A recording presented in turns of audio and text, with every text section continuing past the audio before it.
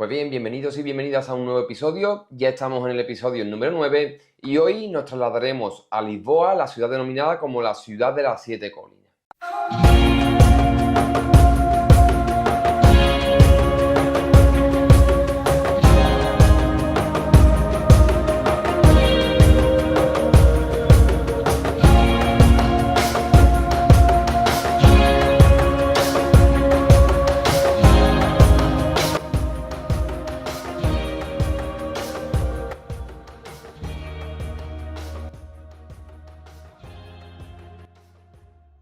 En esta ocasión, pues la semana pasada me trasladé a la capital portuguesa para mantener varias reuniones con diferentes clientes y además, pues aprovechamos para grabar la ciudad y grabar pues a uno de los tres equipos que juegan en la ciudad. Actualmente, a primer nivel, en la ciudad de Lisboa, pues hay tres equipos de primer nivel que son Benfica, Sporting y Belenenses, y como solo estuve 2 días, pues solo pude visitar a Benfica. Pues bien, hoy os voy a contar un poco sobre el modelo de negocio del Benfica y por qué es considerado uno de los principales clubes europeos que más facturan en ventas cada año.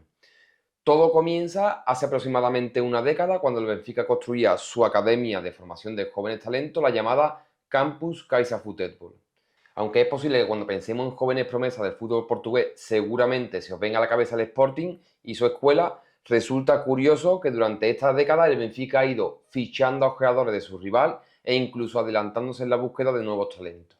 Pues bien, la principal diferencia entre ambos clubes, es decir, entre el Sporting y el Benfica, es que el Sporting sigue optando por mantener su propio talento, mientras que la metodología del Benfica es exponer jugadores al mercado europeo y cuando ya tienen ese estatus o tienen el valor necesario, lo venden a clubes europeos. Pues bien, aquí hay una larga lista de ventas a nivel europeo, pero simplemente por mencionar, podemos destacar la venta de Joao Félix por 127 millones de euros al Atlético de Madrid, la venta de Enzo Fernández por 121 millones de euros, la venta de Darwin Núñez por 100 millones de euros al Liverpool, la de Rubén Díaz, la de Ederson, la de Witsel, Semedo o jugadores como Lindelof. Es una larga lista de jugadores. Pues bien, esta larga lista lo que ha permitido es tener el mejor balance de fichaje de la última década con una plusvalía aproximada de 586 millones de euros. Y aquí, una de las preguntas que recurrentemente se hacen los aficionados portugueses y prácticamente los aficionados del fútbol es ¿qué habría sido del Benfica? Es decir, ¿qué hubiese pasado si hubiera retenido más tiempo a sus jóvenes talentos en lugar de venderlos tan rápido? Pues quizá una de las respuestas sea, y es lo que vamos a tratar en este episodio, su relación por una parte con los fondos de inversión y por otro lado su óptica de negocio de cotización en el mercado de valores. Y primero vamos a comenzar pues explicando su relación con los fondos de inversión, y es que allá por el 2009, cuando la Comisión del Mercado de Valores, que al fin y al cabo es la encargada de supervisar el mercado portugués, aprobó un fondo de inversión mobiliario cerrado, es decir, que no estaba abierto al público, con los derechos de algunos jugadores bajo el nombre de Benfica Star Fund. Para aquellos que no lo conozcáis, que seguramente sean muchos, la mayoría pues no conocerá este fondo, pues este fondo fue el cuarto fondo de inversión del fútbol portugués y cuyo objetivo principal era vender los derechos económicos de los jugadores a cambio de participar en determinados porcentajes de ingresos y en las ganancias logradas por el traspaso de jugadores. ¿Y cómo lo hacían? Pues el club vendió parte de los derechos económicos de 12 jugadores al fondo de inversión a cambio de un dinero efectivo. De forma que si el Benfica vendía a los jugadores, devolvería al fondo un porcentaje de los derechos de traspaso que hubiera recibido por esa transferencia. En octubre de 2009, Benfica invierte 6 millones de euros en el fondo, lo que supuso una adquisición aproximadamente del 15% del total de las participaciones, mientras que vendían más jugadores al fondo, lo que hacía que aumentara el nivel de activo en lugar del nivel de efectivo. Y esto también ocurrió con el fondo, es decir, tras la venta de jugadores como David Luiz y de Fabio Coentrao en 2011, el fondo adquiere 5 jugadores a la Benfica en lugar de quedarse con el efectivo. Y aquí es importante mencionar que el fondo también soportaba todo lo que son los impuestos relacionados con la transferencia de los jugadores que fichaba, los impuestos, también las comisiones de los agentes y el mecanismo de solidaridad de la FIFA, todo ello, eso sí, en su proporción, es decir, con el coeficiente de que tuvieran propiedad. De esta forma, para que el fondo obtuviera beneficio, pues el club tenía que vender al jugador sí o sí por encima de la cuota que adquiría el fondo. Y si quisiera vender por debajo del precio de referencia del fondo, lo que tenía que hacer es pedir el permiso correspondiente para efectuar esa venta. Pues bien, el 31 de julio de 2014, el Benfica completa la adquisición del fondo Benfica Star, desembolsando alrededor de unos 29,9 millones de euros por el 85% de las participaciones restantes que quedaban por comprar.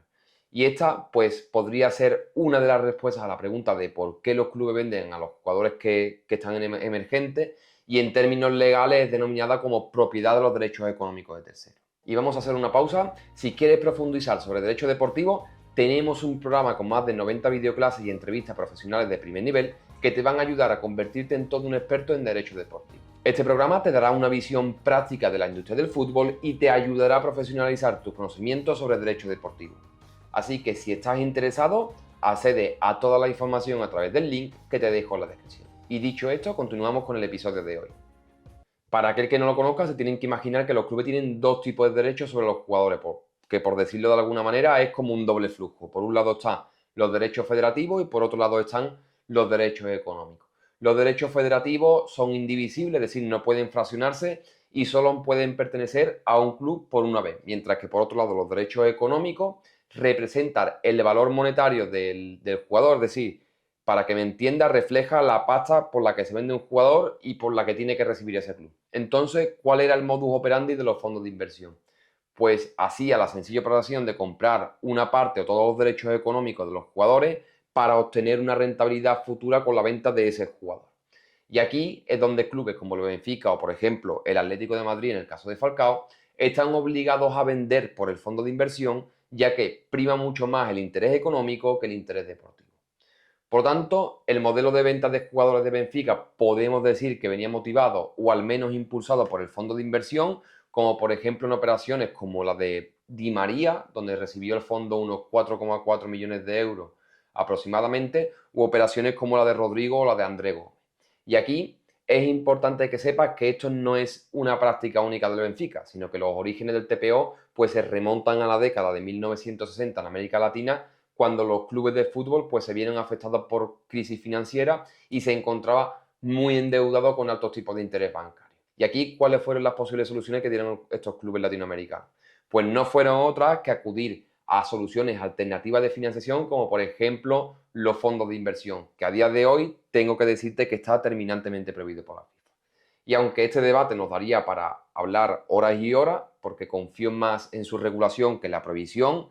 como digo, es un debate que da para horas y horas de conversación. Pues bien, ahora vamos a entrar en la segunda parte de este episodio y que realmente me ha sorprendido para bien, es decir, me ha gustado mucho cómo tiene el Benfica planificada su estructura societaria y ahora lo voy a explicar. En febrero del año 2000 aproximadamente el Benfica optó por una estructura diferente, pero desde mi punto de vista, como digo, muy inteligente, porque lo que hizo fue mantener su estructura como club, es decir, donde la propiedad es de su socio, pero constituyó una sociedad anónima deportiva solo para la parcela del fútbol que es gestionada por el club. De forma que Benfica no solo es una entidad social sin ánimo de lucro, sino que los socios quisieron dar un paso más y aprobaron la creación de varias áreas de negocio gestionadas por profesionales del sector. De esta forma, el Benfica tiene un grupo extenso de empresas, que algunas son 100% propiedad del club y otras pues tienen una alta participación en el accionariado, como puede ser, por ejemplo, la más importante es Benfica SAT, que es la sociedad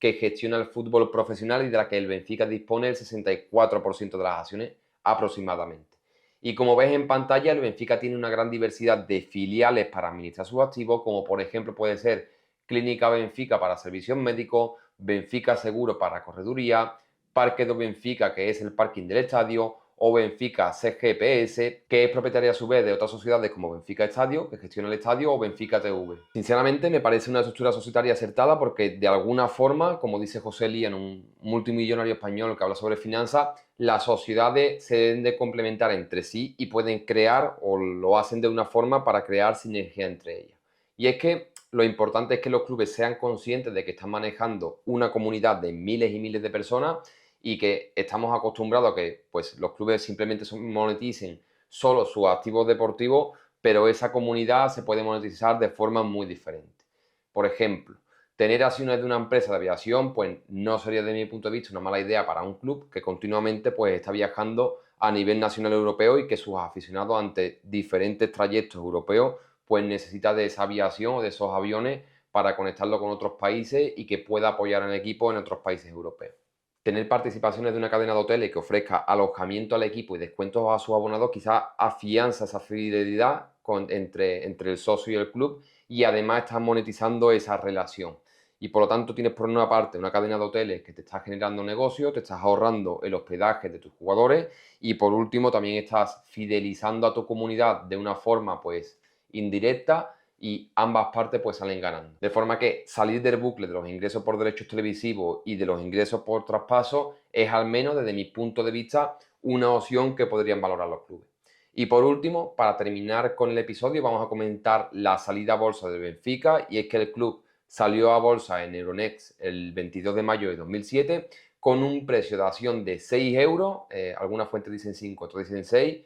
5 o 6 euros, y una capitalización de 66,3 millones de euros. Y quizás aquí te pregunte, ¿qué beneficio o qué es lo que permite a Benfica estar en la bolsa?